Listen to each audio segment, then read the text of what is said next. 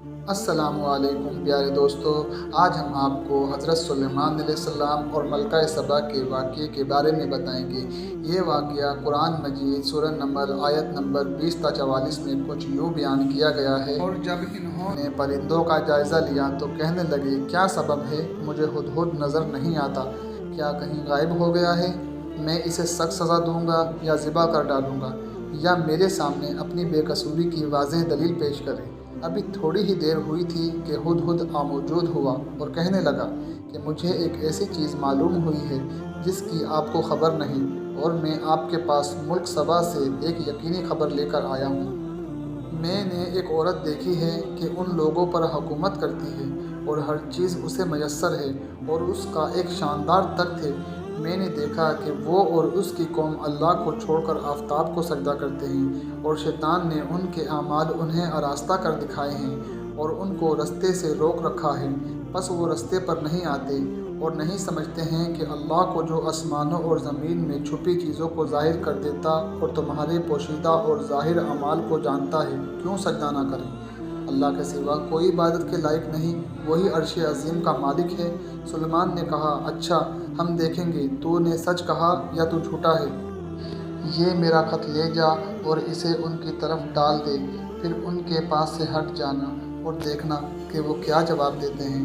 ملکہ نے کہا کہ دربار والوں، مجھ تک ایک نامہ گرامی پہنچایا گیا ہے، وہ سلیمان کی طرف سے ہے، اور مضمون یہ ہے کہ شروع اللہ کا نام لے کر، جو بڑا مہربان نہایت رحم والا ہے، بعد اس کے یہ کہ مجھ سے سرکشی نہ کرو اور مطیع و فرما بردار ہو کر میرے پاس چلے آؤ۔ خط سنا کر کہنے لگی کہ اے اہل دربار، میرے اس معاملے میں مجھے مشورہ دو۔ جب تک تم حاضر نہ ہو اور صلاح نہ دو، میں کسی کام کا فیصلہ نہیں کرتی۔ وہ بولے کہ ہم بڑے زور آور سخت جنگجو ہیں اور حکم آپ کے اختیار میں ہے، تو جو حکم دیجیے گا اس کے انجام پر نظر کر لیجیے گا۔ اس نے کہا کہ بادشاہ جب کسی شہر میں داخل ہوتے ہیں تو اس کو تباہ کر دیتے ہیں اور وہاں کے عزت والوں کو ذلیل کر دیا کرتے ہیں، اور اسی طرح یہ بھی کریں گے۔ اور میں ان کی طرف کچھ تحفہ بھیجتی ہوں اور دیکھتی ہوں کہ قاصد کیا جواب لاتے ہیں۔ بس جب قاصد سلیمان کے پاس پہنچا تو سلیمان نے کہا، کیا تم مجھے مال سے مدد دینا چاہتے ہو؟ سو جو کچھ اللہ نے مجھے عطا فرمایا ہے وہ اس سے کچھ کہیں بہتر ہے جو تمہیں دیا ہے۔ حقیقت یہ ہے کہ اپنے تحفے سے تم ہی خوش ہوتے ہوگے۔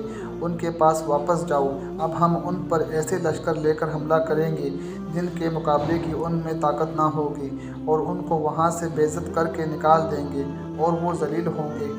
سلیمان علیہ السلام نے کہا کہ اے دربار والو، کوئی تم میں ایسا ہے کہ قبل اس کے کہ وہ لوگ فرما بردار ہو کر ہمارے پاس آئیں، ملکہ کا تخت میرے پاس لے آئے؟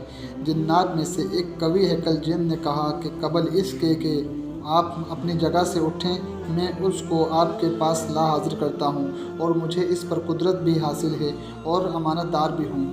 ایک شخص جس کو کتاب الہی کا علم تھا کہنے لگا کہ میں آپ کی آنکھ کے جھپکنے سے پہلے اسے آپ کے پاس حاضر کیے دیتا ہوں۔